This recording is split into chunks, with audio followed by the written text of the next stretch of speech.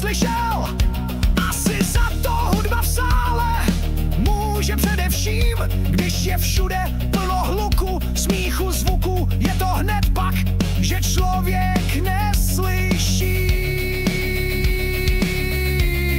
Život byl bál, kdo by se bál, když hudby a smíchu je plnej sál. Život nám hrál, teď prázdnej je sál. Nevím, jestli takhle dál to smysl má.